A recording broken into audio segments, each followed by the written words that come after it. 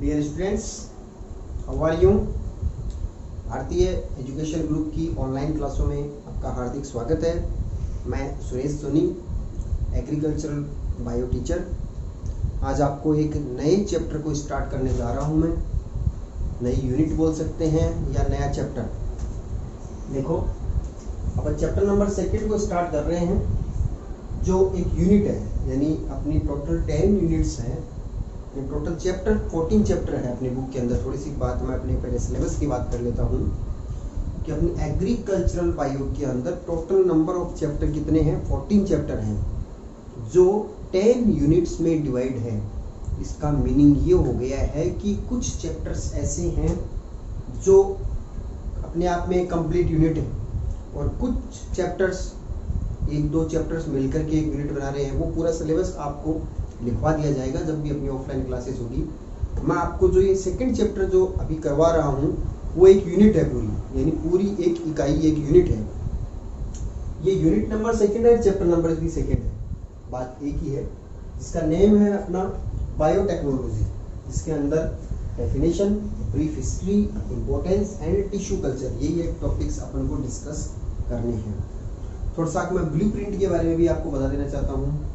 Dear students, blueprint क्या होता है? देखो, एग्जाम के अंदर अच्छे मार्क्स लाने के लिए अपन को थोड़ा सा स्ट्रेटेजिक नॉलेज भी होना चाहिए कि अपने पास बोर्ड के अंदर ब्लूप्रिंट में क्या होता है, कितने मार्क्स की यूनिट होती है, किस किस टाइप के क्वेश्चन आते हैं। ये बातें मैं आपको इसलिए बताना चाहता हूँ कि अपनी ऑफलाइन क्लास से अभी तक हुई नहीं है। मैं आपकी ऑफलाइन क्लासों में अभी तक आया नहीं था, इसलिए मैं आपको ये थोड़ा सा बातें बता देना चाहता हूँ कि अपना जो टोटल बोर्ड का जो पेपर होगा वो 56 मार्क्स का होगा।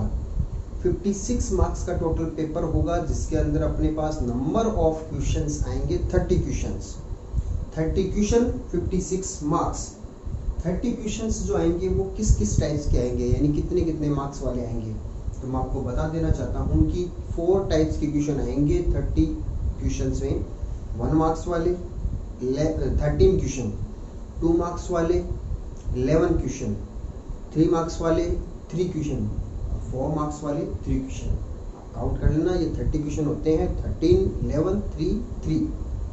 अब बोर्ड ने ब्लूप्रिंट में अपन को ये बता रखा है कि हर एक यूनिट जो है, ईच यूनिट जो है, उसके मैक्सिमम मार्क्स कितने हैं, यानी उस कंप्लीट यूनिट को पढ़ने के बाद में अपन कितने मार्क्स का मटेरियल बोर्ड पेपर के अंदर कैरी कर सकते हैं। तो और ये भी बता रखा है कि जैसे कोई यूनिट है वो 10 मार्क्स की है। अब 10 मार्क्स की तो है, मगर जो अपने पास 4 टाइप्स के क्वेश्चन आपको बताए मैंने, वो भी ब्लूप्रिंट में बता रखा है कि कौन कौन से टाइप्स के क्वेश्चन इस यूनिट में से आएंगे। जैसे ये वाली जो यूनिट है अपनी, वो 6 मार्क्स की है। 6 मार्क्स की है, तो 6 मार्क्स के अंदर तो 4 वाला क्वेश्चन और एक 2 नंबर वाला क्वेश्चन आ जाए तो भी 2 क्वेश्चन हो जाएंगे। मगर इस यूनिट के अंदर अपने पास कौन कौन से नंबर वाले क्वेश्चन आएंगे, कितने मार्क्स वाले क्वेश्चन आएंगे। एक क्वेश्चन आएगा 1 मार्क्स वाला, एक क्वेश्चन आएगा 2 मार्क्स वाला, एक क्वेश्चन आएगा 3 मार्क्स वाला। टोटल 3 क्वेश्चंस इसमें से आएंगे 1 + 2 + 3 में डिवाइड होकर के, यानी 1 मार्क्स वाला एक, 2 मार्क्स वाला एक और 3 मार्क्स वाला एक। तो इसलिए ये यूनिट अपनी मैक्सिमम मार्क्स 6 है और इसका डिवाइडेशन 1 + 2 + 3 में डिवाइडेशन किया है। ये अपन जो भी अपन चैप्टर पढ़ेंगे उसके अंदर सबसे पहले ऊपर ये लिखेंगे। इससे अपन को बहुत बड़ा बेनिफिट ये मिलने वाला है कि जैसे ही अपन पूरा कंप्लीट सिलेबस करेंगे और जैसे रिवीजन करेंगे, उस टाइम पर जब क्वेश्चन सोल्व करेंगे, उस चैप्टर के क्वेश्चन सोल्व करेंगे, तो मैक्सिमम वो क्वेश्चन सोल्व करेंगे जो बोर्ड ने पहले से हमको बताया क्या है कि इस चैप्टर में से अपने 1 मार्क्स वाला, 2 मार्क्स वाला, 3 मार्क्स वाला क्वेश्चन आएगा। तो 1 मार्क्स वाले क्वेश्चन कौन कौन से बन रहे हैं वो सोल्व कर लेंगे, 2 मार्क्स वाले, 3 मार्क्स वाले, ये क्वेश्चन अपन सोल्व कर लेंगे। तो ब्लूप्रिंट का मतलब ये होता है। इसके बारे में अपन आगे डिस्कशन और कर लेंगे जब भी अपन ऑफलाइन क्लासेस होगी। तो इस यूनिट का मैक्सिमम मार्क्स 6 है, 1 + 2 + 3 में डिवाइड है। ये चैप्टर नंबर 2 है, इसका नेम है biotechnology, definition, brief history, importance and tissue culture. अब अपन स्टार्ट करते हैं चैप्टर को, मेन चैप्टर। तो बायोटेक्नोलॉजी, व्हाट इज बायोटेक्नोलॉजी? क्या होती है बायोटेक्नोलॉजी? एक इंग्लिश टर्म आया है बायोटेक्नोलॉजी, जो 2 वर्ड से मिलकर के बना है, biology plus technology. Biology plus technology is equal to biotechnology. Meaning क्या हो गया इसका कि बायोलॉजी अपन सब जानते हैं, study of living organism, living organism means animals and plants.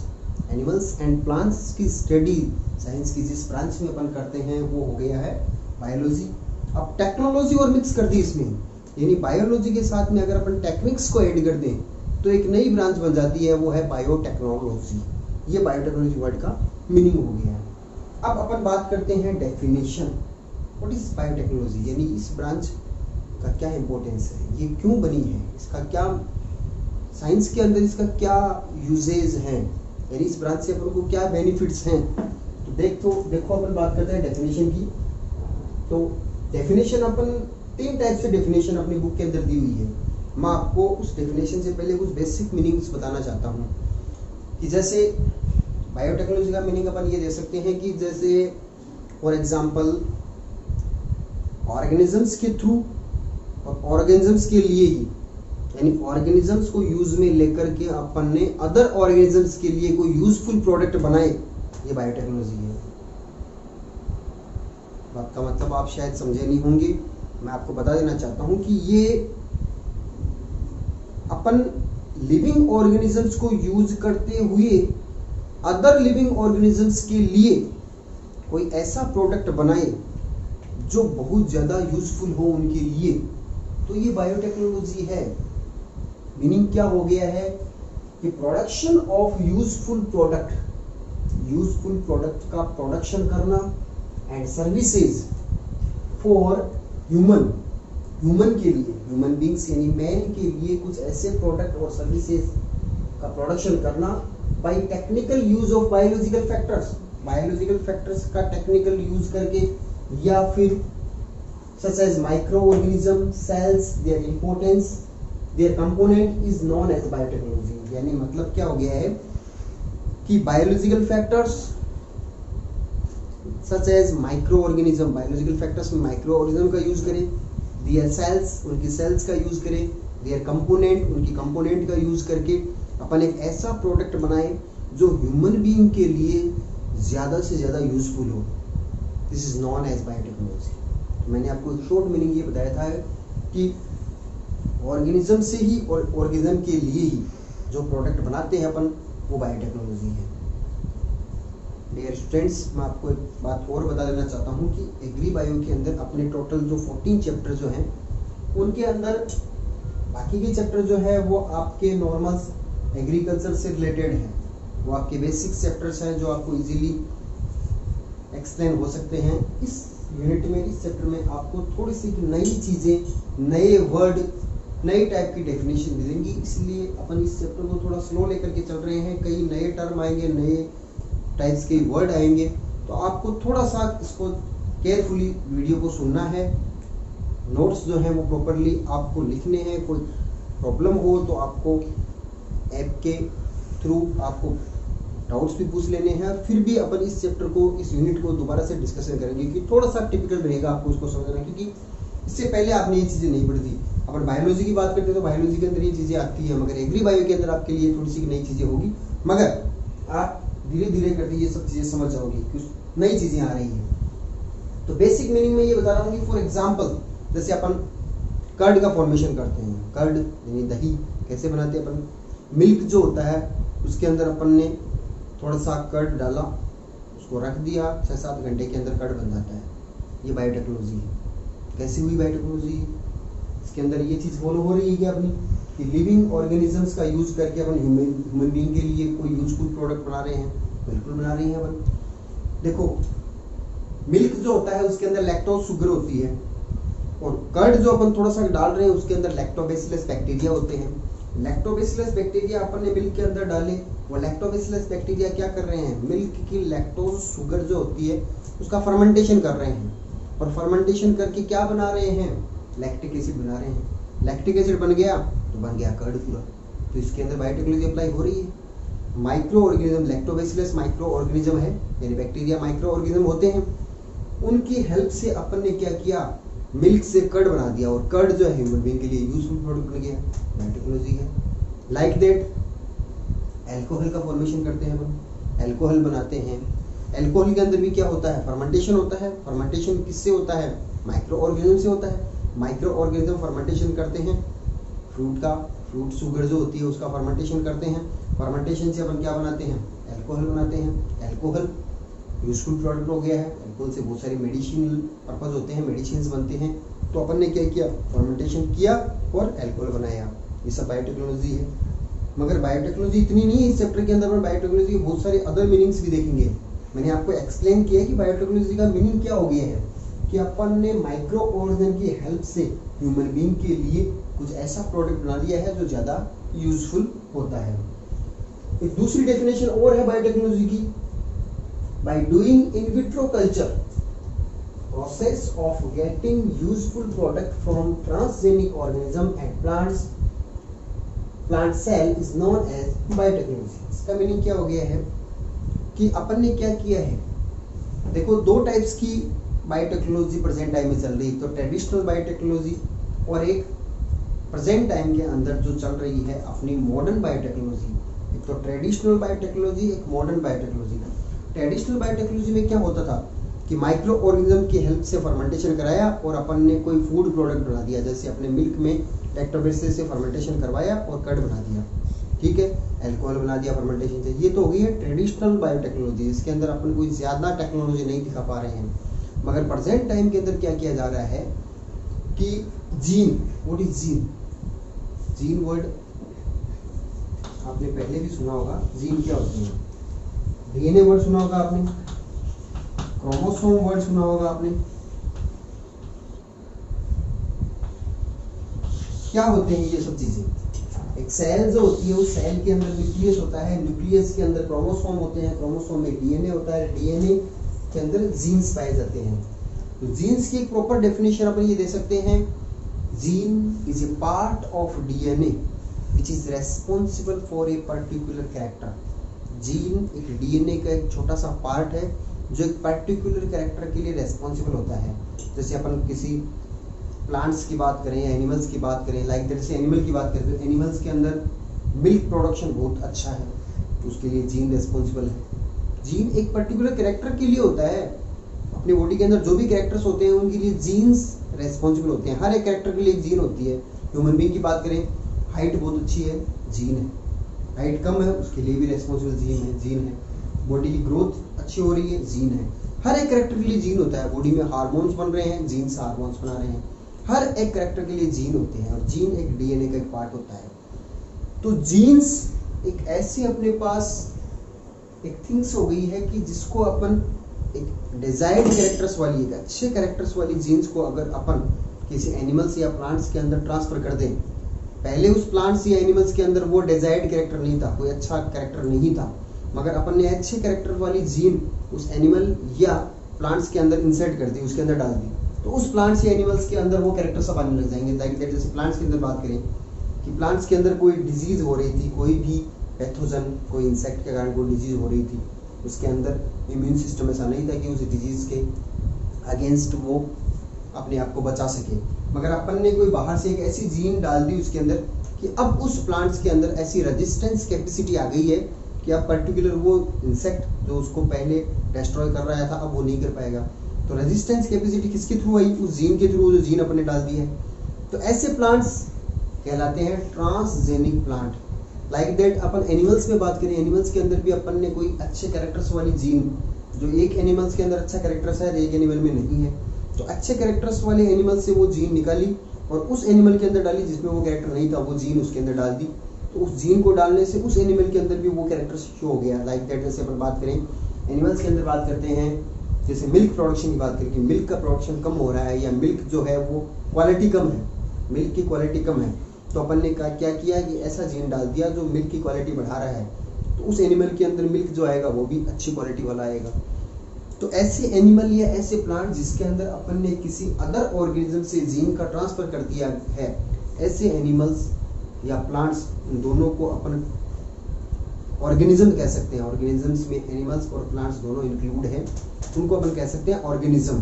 तो ऐसे ऑर्गेनिज्म को अपन ट्रांसजेनिक ऑर्गेनिज्म कहते हैं। ट्रांसजेनिक का मतलब ऐसे ऑर्गेनिज्म जिसके अंदर जीन ट्रांसफर किया गया है, किसी अदर ऑर्गेनिजम्स का जीन ट्रांसफर किया गया है, ऐसे ट्रांसजेनिक ऑर्गेनिज्म होते हैं।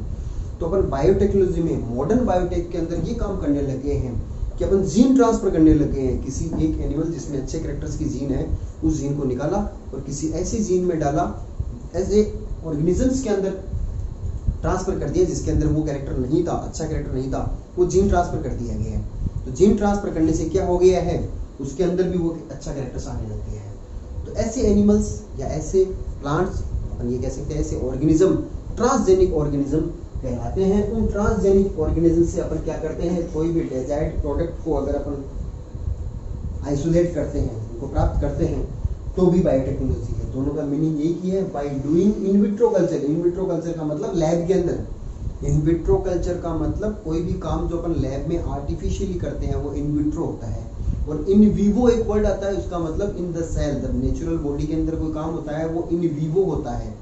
और इन विट्रो का मतलब लैब के अंदर करते हैं। जीन ट्रांसफर करने वाला काम अपन लैब के अंदर आर्टिफिशियली करते हैं, एक्सपेरिमेंट करते हैं। तो इन विट्रो कल्चर करके अपन गेटिंग यूजफुल प्रोडक्ट को प्राप्त करते हैं फ्रॉम ट्रांसजेनिक ऑर्गेनिज्म से, प्लांट सेल से, इज नोन एज बायोटेक्नोलॉजी। दो टाइप्स की डेफिनेशन हो गई है। अब इसके बाद में अपन बात करते हैं प्लांट बायोटेक। इस चैप्टर के अंदर मेनली अपन प्लांट बायोटेक के बारे में डिस्कस करेंगे। प्लांट बायोटेक का मतलब वही हो गया है कि बायोटेक्नोलॉजी को अप्लाई अगर अपन प्लांट्स में करते हैं, यानी कोई भी अच्छे कैरेक्टर्स वाली जीन प्लांट्स के अंदर ट्रांसफर करते हैं, ये चीज़ पॉसिबल है। जीन जो होती है भाई, लिविंग ऑर्गेनिज्म तो है प्लांट के अंदर भी सेल है, सेल के अंदर डीएनए है, डीएनए में जीन्स है। तो अच्छे कैरेक्टर्स वाली जीन अपन प्लांट्स के अंदर भी इंसर्ट कर सकते हैं, प्लांट्स के अंदर भी अच्छे कैरेक्टर्स आ जाएंगे। तो ट्रांसजेनिक प्लांट्स भी बनाए जाते हैं, ट्रांसजेनिक एनिमल्स भी बनाए जाते हैं। तो ट्रांसजेनिक प्लांट बना करके अपन अच्छे कैरेक्टर्स को प्लांट्स के अंदर इंसर्ट कर सकते हैं। तो प्लांट बायोटेक का मतलब हो गया है कि अगर अपन ट्रांसजेनिक प्लांट बना करके कोई यूजफुल प्रोडक्ट आइसोलेट करते हैं या प्राप्त करते हैं, तो वो प्लांट बायोटेक होती है। अब अपन बात करते हैं कुछ हिस्टोरिकल इवेंट की। हिस्टोरिकल इवेंट का मीनिंग क्या हो गया है कि बायोटेक्नोलॉजी से रिलेटेड कौन कौन सी हिस्ट्री है, बायोटेक्नोलॉजी वर्ड किसने दिया है, कौन कौन सी चीज़ की डिस्कवरी हुई है, उसके बारे में बात करते हैं। तो देखो, बायोटेक्नोलॉजी वर्ड जो है वो सबसे पहले एक साइंटिस्ट ने दिया था। वर्ड या term given by Karl Ereky, Hungary एक कंट्री का नाम है, उसके इंजीनियर थे कार्ल एरेकी। उन्होंने सबसे पहले बायोटेक्नोलॉजी वर्ड या टर्म जो था वो दिया था। कब दिया था? 1919 में ये वर्ड दिया था। इसका मतलब ये नहीं है कि 1919 से ही बायोटेक्नोलॉजी की स्टार्टिंग हुई है। क्या मैंने आपको बताया कि बायोटेक्नोलॉजी ट्रेडिशनल बायोटेक भी चल रही है, यानी बहुत पहले के समय से बायोटेक चल रही है। मिल्क से कर्ड बनाना, अल्कोहल बनाना, ये तो बहुत पहले के समय का, हजारों साल पहले के समय का काम चल रहा है। मगर बायोटेक्नोलॉजी ये जानते नहीं थे पहले कि भाई ये बायोटेक्नोलॉजी क्या है। माइक्रो ऑर्गेनिज्म का यूज करके अपन एक अच्छा प्रोडक्ट बना रहे हैं, इसको जानते नहीं थे। मगर ये वर्ड जो है ये कार्ल एरेकी ने दिया था 1919 में। अब अपन बात करते हैं हिस्टोरिकल इवेंट में। तो बायोटेक्नोलॉजी के थ्रू अपनी कौन कौन सी अब तक इन्वेंशन हो चुके हैं, कौन कौन सी डिस्कवरी हो चुकी है, उसकी बात करते हैं अपन। तो हिस्टोरिकल इवेंट पे अपन बात कर रहे थे, कार्ल एरेकी ने वर्ड दिया था। उसके बाद में अपन बात करते हैं तो ट्रेडिशनल बायोटेक जो पहले से बायोटेक चल रही थी, उसके अंदर कर्ड का फॉर्मेशन है, विनेगर है, एल्कोहल है, ये सब फर्मेंटेशन प्रोसेस से बनाए जा रहे थे। मगर मॉडर्न बायोटेक के अंदर जीन ट्रांसफर होने लगे, यानी डिजायर्ड जीन को, किसी भी अच्छे कैरेक्टर्स वाले जीन को किसी एनिमल्स के अंदर ट्रांसफर करके वो कैरेक्टर्स उसमें लाए जा सकते थे। इसमें अपन बात करते हैं जैसे like that antibiotics. What is antibiotics? Antibiotics ऐसा एक केमिकली सब्सटेंस है जो ऑर्गेनिज्म से ही बनाया जाता है, अदर हार्मफुल ऑर्गेनिज्म को डिस्ट्रॉय करने वाला केमिकल होता है। एंटीबायोटिक्स आप अच्छी तरीके से जानते हैं, डॉक्टर के पास अपन जाते हैं जब अपनी डिजीज आती है तो अपन को एंटीबायोटिक्स देते हैं वो, जिससे अपने बॉडी के अंदर कोई भी माइक्रो ऑर्गेनिज्म जो डिजीज को कोज कर रहे हैं उनको डिस्ट्रॉय करते हैं। तो एंटीबायोटिक्स का फॉर्मेशन भी बायोटेक्नोलॉजी ने किया है। तो सेकेंड वर्ल्ड वॉर के अंदर बहुत सारे इंजर्ड जो सोल्जर्स थे उनको ट्रीट करने के अंदर काम में आई थी। उसके बाद में अपन बात करते हैं इंसुलिन का फॉर्मेशन भी बायोटेक्नोलॉजी ने किया। आर्टिफिशियल इंसुलिन क्या है? एक हार्मोन है जो ह्यूमन बॉडी की जो पैनक्रियाज ग्लैंड होती है उसकी बीटा सेल्स के थ्रू सीक्रेट किया जाता है और बॉडी के अंदर अपने ब्लड के अंदर ग्लूकोज के लेवल को कंट्रोल करके रखता है। इसकी डेफिशिएंसी से, इसकी कमी से अपने बॉडी के अंदर एक डिजीज आती है जिसका नाम है डायबिटीज़। तो डायबिटीज़ के पेशेंट को ट्रीट करने के लिए केवल इंसुलिन ही चाहिए। अब इंसुलिन को बनाने के लिए बायोटेक्नोलॉजी ने एक टेक्निक्स को यूज़ में लिया, यानी इन्होंने इन्वेंट किया आर्टिफिशियल इंसुलिन बनाने के लिए, यानी लैब के अंदर इंसुलिन को बना सकते हैं अपन। इन्होंने क्या किया, इंसुलिन को बनाने वाला जीन लिया और उस जीन को इकोलाई बैक्टीरिया है, उस बैक्टीरिया के अंदर डाला और उस बैक्टीरिया से लैब के अंदर कल्चर करके इंसुलिन को बना दिया और उस इंसुलिन को इंजेक्शन फॉर्म में लेकर के डायबिटीज़ के पेशेंट को इंजेक्ट किया और इंसुलिन का ट्रीटमेंट पॉसिबल हो पाया। तो इंसुलिन वाला काम अल्कोहल, विनेगर, एंटीबायोटिक्स, ये सब बायोटेक्नोलॉजी ने अभी तक इन्वेंट कर दी है। और भी बहुत सारे इन्वेंशन बायोटेक्नोलॉजी अभी तक कर दिए हैं जो अपन चैप्टर के अंदर डिटेल से आगे स्टडी करेंगे। इसके बाद में एक छोटा क्वेश्चन और बनता है पीसीआर। पीसीआर एक इक्विपमेंट है जो बायोटेक्नोलॉजी के अंदर बहुत ज़्यादा काम आता है। पीसीआर क्या होता है, इसकी फुल फॉर्म होती है polymerase chain reaction. Full form होती है पॉलीमरेज चेन रिएक्शन। एक इक्विपमेंट है, जैसे लाइक दैट फोटोकॉपी मशीन होती है। फोटोकॉपी मशीन में क्या करते हैं अपन, कोई भी एक नोट्स का कोई एक पेज है, उसकी अपन को 100 कॉपीज चाहिए तो अपन फोटोकॉपी मशीन में लगा देते हैं, 100 कॉपीज बन जाती है।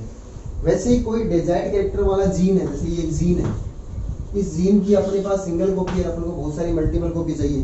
तो पीसीआर एक इक्विपमेंट है, एक इंस्ट्रूमेंट है, उसके अंदर डाल दो, इसकी कुछ ही टाइम के अंदर हजारों लाखों कॉपी तैयार हो जाएगी। तो किसी भी डिजायर्ड जीन या डीएनए की मल्टीपल कॉपीज तैयार करने के लिए अपन को पीसीआर का यूज करना पड़ता है। इस पीसीआर को डिस्कवर किया था केरी मुलिस नेम के साइंटिस्ट ने। केरी मुलिस ने पीसीआर को डिस्कवर कर दिया था। इसके बाद में अपन बात करते हैं रिकॉम्बिनेंट डीएनए। रिकॉम्बिनेंट डीएनए बनाया था, पहले अपन बात करते हैं रिकॉम्बिनेंट डीएनए क्या होते हैं। रिकॉम्बिनेंट डीएनए, देखो डीएनए क्या होता है, 10th 11th क्लास में आपने पढ़ा है, डबल हेलिकल स्ट्रक्चर। ये डीएनए होता है जो एक सेल के न्यूक्लियस में पाया जाता है। किसी और एक ऑर्गेनिज्म की सेल से निकाला गया डीएनए, और दूसरा डीएनए जैसे मान लिया ये है, ये किसी दूसरे ऑर्गेनिज्म की सेल से निकाला गया डीएनए है। अब इनसे रिकॉम्बिनेंट डीएनए कैसे बना सकते हैं, अपन ने क्या किया, इस डीएनए का ये एक पार्ट कट किया, काटा, और इस डीएनए का ये वाला पार्ट, इतना ही टुकड़ा ये काट दिया, इसको बाहर निकाल दिया, और ये वाला पार्ट जो है ये इसके अंदर इंसर्ट कर दिया। तो ये जो नया डीएनए बना ना, जिसके अंदर इसका पार्ट काट करके इसका डाल दिया, यानी एक ऑर्गेनिज्म के डीएनए का एक फ्रेगमेंट, एक पार्ट काट करके अपन ने किसी दूसरे ऑर्गेनिज्म के डीएनए के साथ में जोड़ दिया है, ये बन गया है रिकॉम्बिनेंट डीएनए। रिकॉम्बिनेंट यानी अपन ने जैसे ये डीएनए, इसके साथ में अपन ने ये वाला एक दूसरे ऑर्गेनिज्म का डीएनए है, ये अपन ने जोड़ दिया, तो ये रिकॉम्बिनेंट डीएनए बन गया है। तो ये रिकॉम्बिनेंट डीएनए बन जाता है, और इस रिकॉम्बिनेंट डीएनए को बनाने की जो टेक्नोलॉजी है उसे रिकॉम्बिनेंट डीएनए टेक्नोलॉजी कहते हैं। तो फर्स्ट रिकॉम्बिनेंट डीएनए किसने बनाया था, अच्छा क्वेश्चन यहाँ पर ये बनता है, सबसे पहले रिकॉम्बिनेंट डीएनए किसने बनाया था। तो अपन बात करते हैं first recombinant DNA was formed by Paul Berg।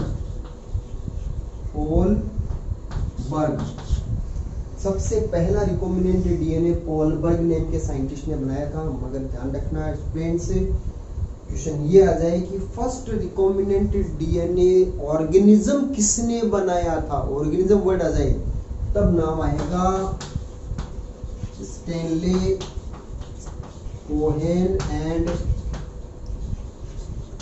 Herbert Boyer. ये सब आपको नोट्स की पीडीएफ में मिल जाएंगे। स्टैनले कोहेन और हर्बर्ट बोयर ने फर्स्ट रिकॉम्बिनेंट डीएनए ऑर्गेनिज्म बनाया था, और केवल ये पूछे कि फर्स्ट रिकॉम्बिनेंट डीएनए किसने बनाया, तब नाम आएगा बॉर्ग। ये कुछ हिस्टोरिकल इवेंट के अंदर बातें, बहुत सारी चीजें हैं, मगर मैं टू द सिलेबस की बात कर रहा हूँ। सिलेबस में अपने जो टर्म दिए गए हैं, हिस्टोरिकल इवेंट में बायोटेक्नोलॉजी वर्ड किसने दिया, इंसुलिन की डिस्कवरी, अल्कोहल, विनेगर, कर्ड इनका फॉर्मेशन, एंटीबायोटिक्स का फॉर्मेशन, पीसीआर की डिस्कवरी, रिकॉम्बिनेंट डीएनए किसने बनाया, रिकॉम्बिनेंट डीएनए ऑर्गेनिज्म किसने बनाया। ये सब बातें हो गई अपने हिस्टोरिकल इवेंट में। अब नेक्स्ट वीडियो जो अपन आएगा उसके अंदर अपन डिस्कशन करेंगे जेनेटिक इंजीनियरिंग की। What is genetic engineering, tools of genetic engineering, genetic engineering क्या होती है, उसके अंदर कौन कौन से टूल्स अपने काम में आएंगे, उसके बारे में डिस्कशन करेंगे। तो ये जो चैप्टर अपन ने स्टार्टिंग की है, अभी तक इंट्रोडक्शन किया है इस चैप्टर का। यहाँ पर 2-3 क्वेश्चन छोटे छोटे बन रहे हैं, वो अपन आगे अगले वाले चैप्टर में फिर से डिस्कशन करेंगे।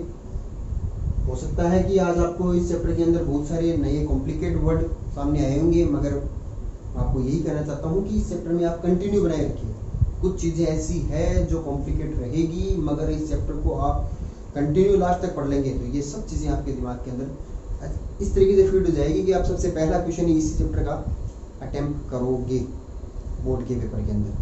तो डियर स्टूडेंट्स, आप एक बार इस वीडियो को केयरफुली सुने, कोई डाउट हो तो आप पूछ सकते हैं। अगले वीडियो के अंदर फिर से मुलाकात करते हैं। Thank you.